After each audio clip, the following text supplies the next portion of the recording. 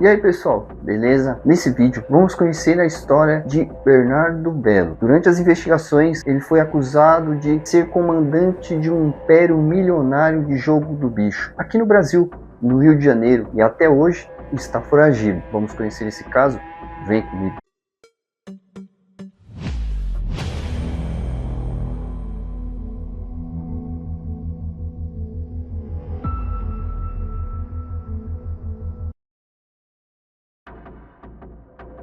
Padrão, acertamos no 7-1. Fala então. Você acertou num bicheiro, irmão. Um bicheiro que quer pegar aqueles pontos e fazer aquela merda dar dinheiro pra ele, pra mim e pra você. Não dá pra tu pegar esse guardanapo aí todo fudido e falar que isso aí é um plano de negócio. Isso aí fui eu tentando explicar pro Gerson que ele é tão ruim de administrar ponto quanto meu irmão que tá meia hora tentando fugir daquela algema ali. Jogo do Bicho patrocina a campanha política de diversos políticos do Rio de Janeiro. Jogo do Bicho mata muita gente, eles se matam, provocam assassinatos, homicídios. Por que ninguém fala que Jogo do Bicho é crime organizado? Que medo é esse? Por que não? É o pior de todos. Mata muito. E quem levou cocaína pro Rio de Janeiro na década de 70 foi o Jogo do Bicho. Acontece que o Jogo do Bicho ficou palatável, porque ele comprou escolas de samba. A partir daí, eles não são mais bicheiros, assassinos, eles são presidentes de honra de escolas de samba. A máfia russa, ela queria ficar palatável. O que ela fez? Comprou times de futebol, comprou o Chelsea. O Jogo do Bicho fez isso há muito tempo.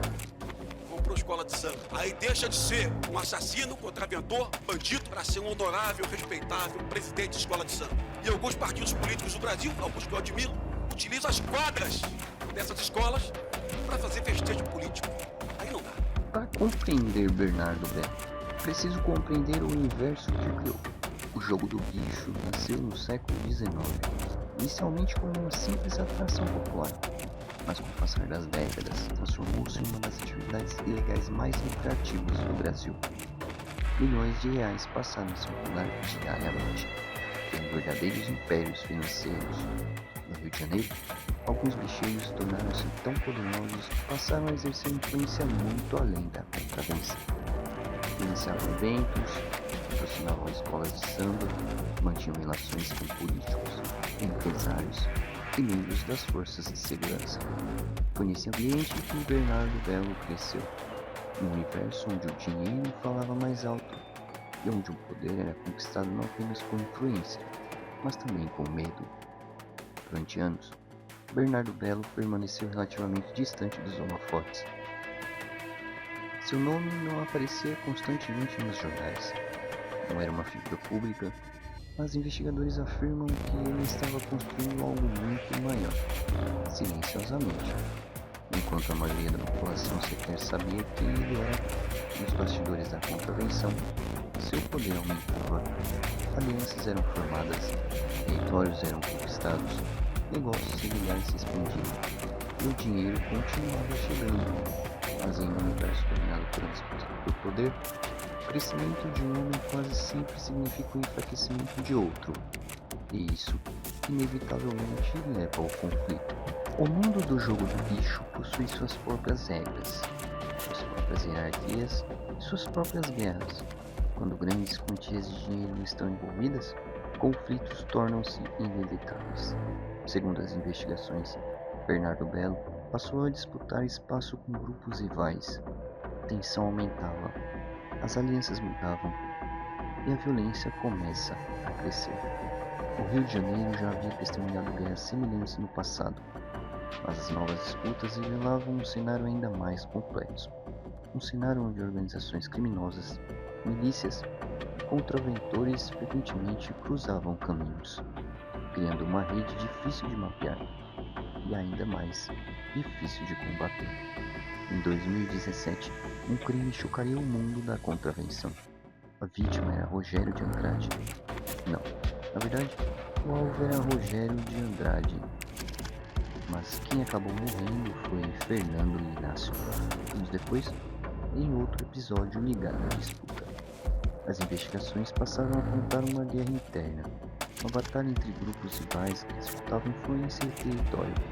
Cada novo depoimento, cada nova delação, o nome de Bernardo Belo aparecia com mais frequência. As autoridades acreditavam que estavam diante de algo muito maior do que simples disputas comerciais. Falavam sobre uma verdadeira estrutura criminosa, com recursos, planejamento e capacidade de atuação em larga escala.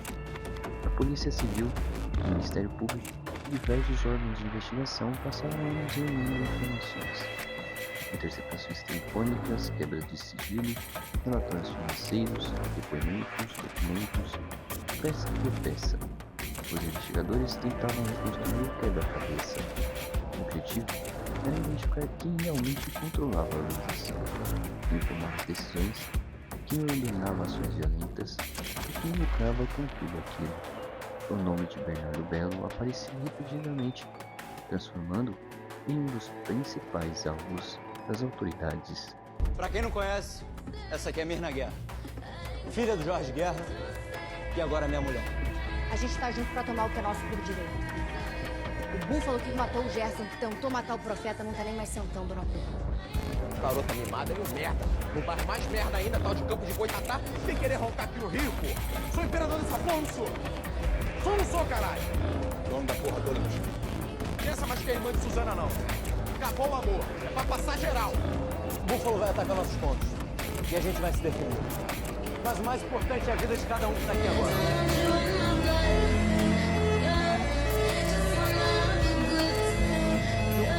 É engraçado que, assim, quando você tá numa favela de Comando Vermelho, você vai ver que eles exploram alguns serviços. Quando você tá numa favela de milícia, eles exploram alguns serviços. Quando você tá numa favela de terceiro comando, eles também exploram alguns serviços. Mas ninguém, nem o terceiro comando, nem o ADA, nem a milícia, Comando Vermelho, nenhum deles mexe com o jogo do bicho.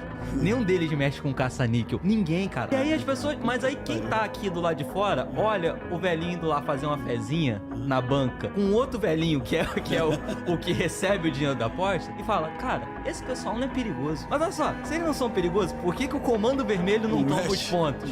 Por que a milícia não toma os pontos? E se eles não são perigosos, como é que todo mundo sabe que fulano de tal é bicheiro, estava no camarote da escola de samba tal, e não tem um membro do Ministério Público pra falar assim, pô, vamos acionar a PM aqui, vamos acionar a Polícia Civil e vamos lá pegar o cara. Olha o nível de estrutura. Quando as operações começaram, o cerco parecia se fechar.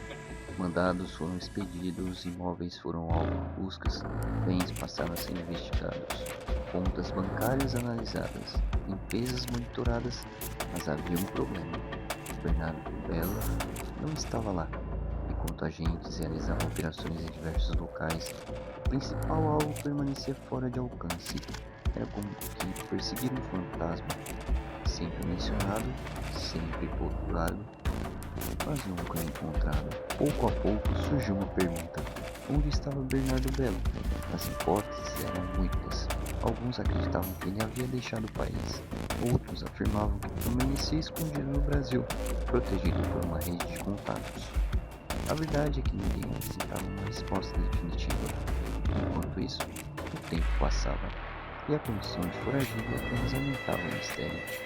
Cada operação frustrada fortalecia sua imagem, a imagem de um homem que parecia sempre um passo à frente. Investigações apontaram movimentações financeiras milionárias, empresas, laranjas, patrimônio, investimentos. Os investigadores acreditavam que a lavagem de dinheiro era essencial para sustentar a organização. Afinal, nenhum império sobrevive sem recursos, e nenhum líder mantém influência sem dinheiro. Por trás das apostas ilegais, existiria uma estrutura sofisticada, criada para ocultar a origem dos recursos e dificultar o trabalho das autoridades. Lavando o dinheiro da contravenção com a venda de kits para churrasco. Segundo os investigadores, a empresa chefiada por ele faturava cerca de R$1.200.000 por mês, vendendo, acreditem, pão de alho, carvão e carne. Em 5 anos, o tal kit churrasco movimentou mais de R$22 milhões. Claro que esse faturamento milagroso chamou a atenção dos investigadores. Além desse ramo, essa quadrilha de contraventores, liderada por Bernardo, também utilizava um posto de gasolina em São João de Meriti, na Baixada, para fazer o mesmo esquema de lavagem do dinheiro dos jogos de azar.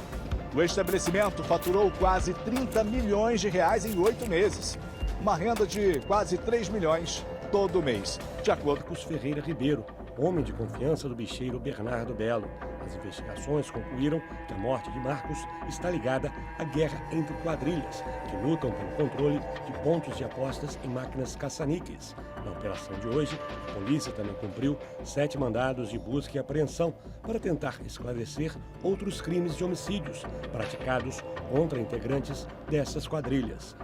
Mesmo ausente, mesmo foragido, o nome de Bernardo Bello continuava aparecendo em investigações, prisões de associados, novas operações, novas denúncias, novos relatórios. Tudo indicava que a influência construída ao longo dos anos não desapareceu com seu sumiço. Pelo contrário, muitos investigadores acreditavam que a estrutura continuava funcionando, adaptando-se, mudando de forma, sobrevivendo. Anos se passaram, mas uma pergunta permanece sem resposta. Onde está Bernardo Bello? As autoridades continuam procurando. Novas informações surgem ocasionalmente, além de uma delas levou à captura definitiva. Enquanto isso, seu nome permanece cercado por acusações, investigado, procurado e envolto em mistério. A história de Bernardo Bello é a história de um homem acusado de construir poder dentro de um dos universos criminosos mais antigos do Brasil. Uma história marcada por dinheiro, influência, violência e desaparecimento. Para as autoridades, ele continua sendo um alvo. Para os investigadores, uma peça importante de um quebra-cabeça ainda incompleto. Para a sociedade, um símbolo de como estruturas criminosas podem sobreviver durante décadas, mesmo sob intensa pressão do Estado. Mas até hoje, a pergunta continua ecoando: onde está Bernardo Bello? E por quanto tempo conseguirá permanecer nas sombras?